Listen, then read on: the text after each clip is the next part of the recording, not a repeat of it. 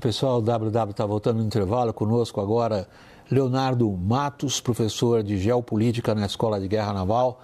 Leonardo, muito obrigado pela boa vontade de estar aqui conosco. Boa noite. Boa noite, William. Boa noite, Loival. Boa noite a todos. Sempre um prazer estar aqui contribuindo com o WW, William. Vamos ao nosso assunto agora nesse último segmento da edição de hoje.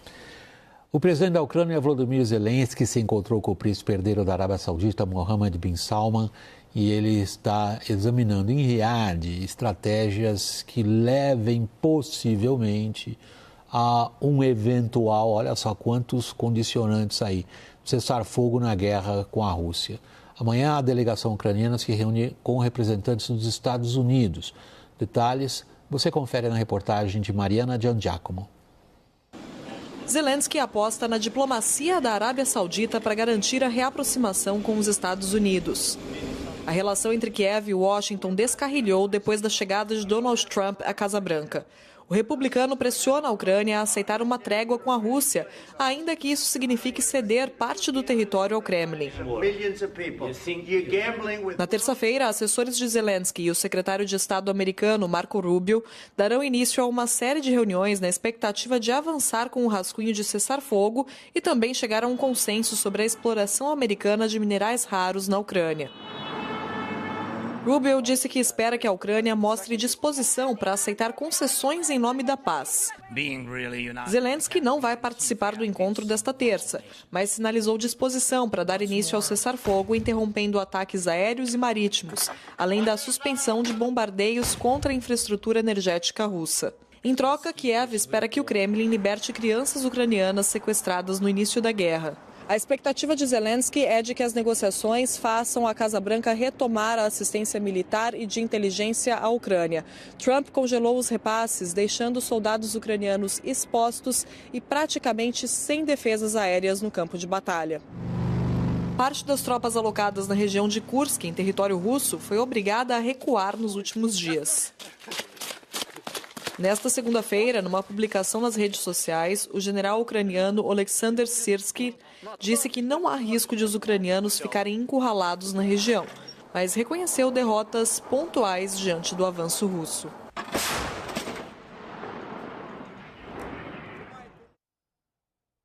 Leonardo, começando por você, que está participando de forma remota aqui do nosso programa, Marco Rubio, ele ficou muito mais em evidência nos últimos dias por uma série de confrontos pessoais, inclusive, highly personal, como eles falam em inglês, com Elon Musk na presença do Trump, do que por ideias próprias a respeito do que se poderia negociar, em que prazo, em que condições entre Rússia e Ucrânia.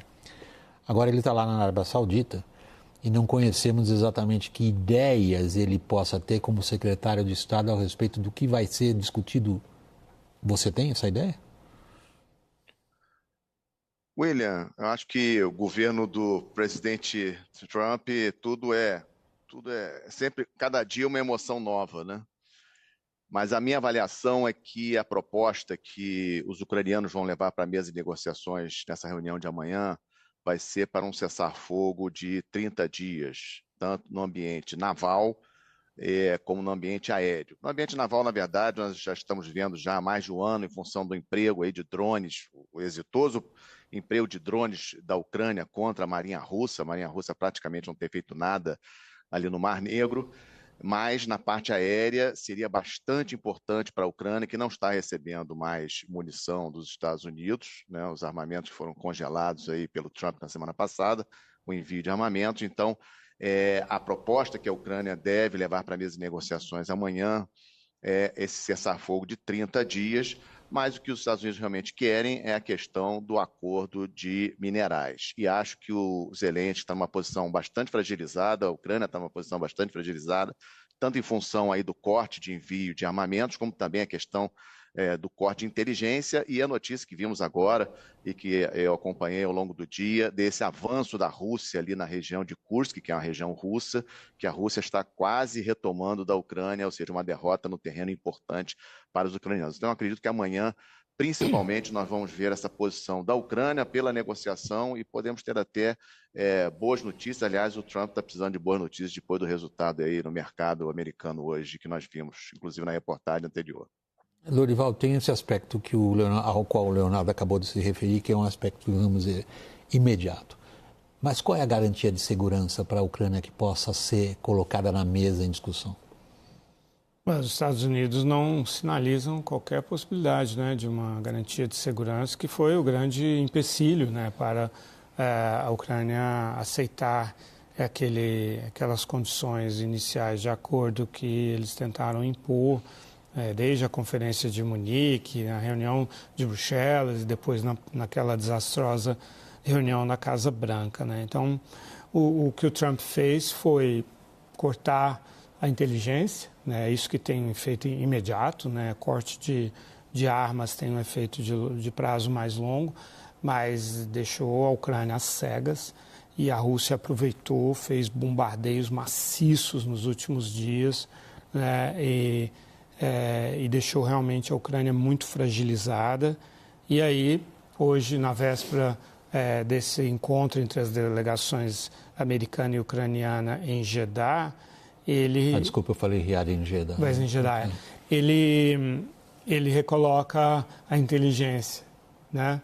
Então, é um claro jogo para pressionar o Zelensky a voltar mais fragilizado, né? Mais disposto a aceitar as condições, que na verdade são as condições do Putin, né? Vamos ser claros, são as condições do Putin, não são nem sequer condições americanas. Agora, o Leonardo mencionou a coisa do cessar-fogo de 30 dias, né, que de fato a Ucrânia está propondo, mas a Rússia não aceita isso, né? O Putin diz que é até interessante, porque aquilo que a gente fala sobre a Rússia também fala sobre a Ucrânia, fala assim que isso serviria para a Ucrânia se reagrupar, né? E porque a Rússia, inclusive, de novo, como o Leonardo mencionou, está numa posição de força neste exato momento, né? Há uma mudança dos últimos dias e eles estão avançando sobre a região de Kursk, que é a carta que a Ucrânia tem na manga nessa negociação uma eventual territorial. Troca de território. Né? Então, acho que, diante de tudo isso, o Zelensky realmente está num momento incrivelmente difícil. Você consegue identificar, Leonardo, que tipo de garantia de segurança poderia estar sendo examinada nesse momento? O que os Estados Unidos, a gente não tem, logicamente, 100% de certeza do que o Trump falou com o Putin, mas parecia que ele já tinha tido a concordância do Putin para as tais tropas de paz incluírem exércitos europeus, que depois os russos disseram que não. Trump tinha dito que sim, aí depois o Lavrov falou que não aceitava, e essa é a grande questão. Assim, quais serão essas tropas de paz que vão estar na Ucrânia depois do cessar-fogo?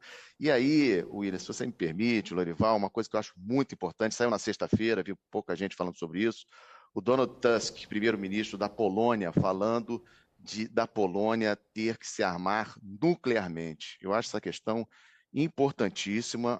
A Polônia já está com orçamento de defesa de 4,7% do PIB, 4,7%, querendo chegar a 5%, ou seja, é um valor muito alto, e o Donald Tusk falou claramente na sexta-feira perante o parlamento polonês de que a Polônia precisa ter armas nucleares para efetivamente se defender, inclusive citou o caso da Ucrânia de 1994, quando ela devolveu aquelas armas nucleares. Então, acho que essa é uma questão muito importante, já que você está falando de segurança, né?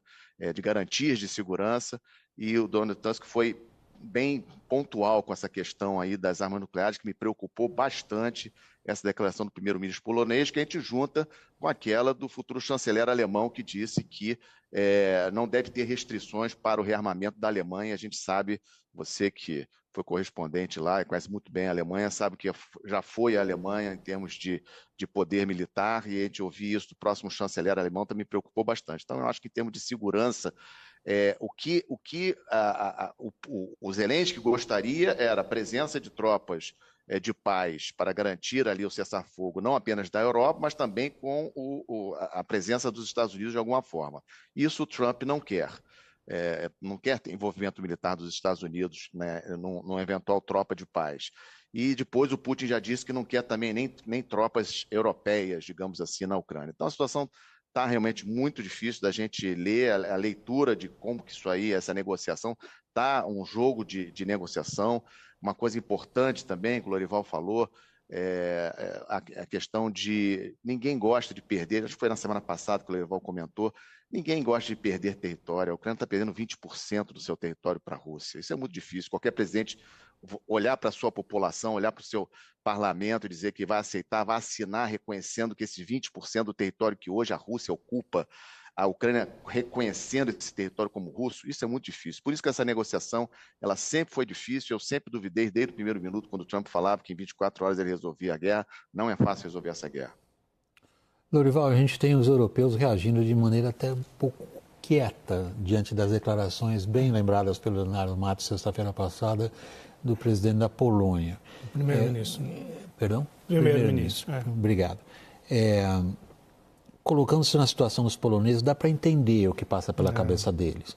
Que nos últimos 200 anos eles foram divididos várias vezes, sempre com alguém de Moscou metido nessa história, inclusive no começo da Segunda Guerra Mundial, quando a Polônia foi dividida entre a Alemanha nazista e a União Soviética stalinista e depois foi traída em alta. Então, para os poloneses faz todo sentido isso daí. Para os alemães, o rearmamento também, por uma série de motivos. A questão que eu peço que você examine é a seguinte: até onde vão os europeus na tentativa de ser um peso nas negociações que estão acontecendo agora na Arábia Saudita? Eu acho que o Emmanuel Macron, que é, né, neste momento, o líder mais importante, porque o Friedrich Merz não assumiu ainda o cargo e porque a França é uma potência nuclear, isso no contexto da União Europeia, e claramente tem o Reino Unido, que é muito importante também, outra potência nuclear. Entendeu, ao dizer também que, não, a França vai oferecer esse guarda-chuva nuclear contra a Rússia, é que ele tem essa eleição daqui a 2 anos, né, e ele estava muito intimidado, né, com medo, né, do que os passos dele poderiam representar em termos de ganho de popularidade da extrema-direita. E acho que ele entendeu, não, peraí, eu vou jogar a carta nacionalista aqui.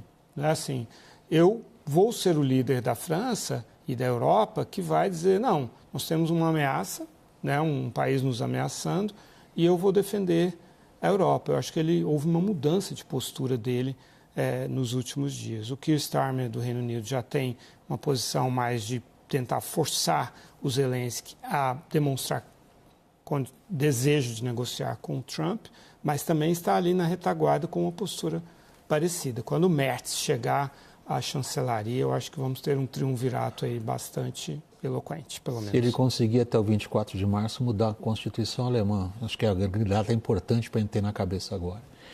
Eu queria, Leonardo Matos, começando por você, agradecer a participação aqui no WW. Leonardo é professor de Geopolítica na Escola de Guerra Naval. Obrigado e boa noite, Leonardo. Boa noite, William. Boa noite, Lorival. Vamos seguir acompanhando esse complexo cenário internacional. Como disse aí o Lorival e você, né? Estou ansioso para ver como é que vai ser esse novo chanceler da Alemanha aí, como é que vai ser esse ressurgimento da Alemanha. Isso aí me preocupa bastante. Muito obrigado. Boa noite a todos. E a você também, muito obrigado, Lorival. Boa noite. Essa edição do WW fica por aqui, pessoal. Boa noite.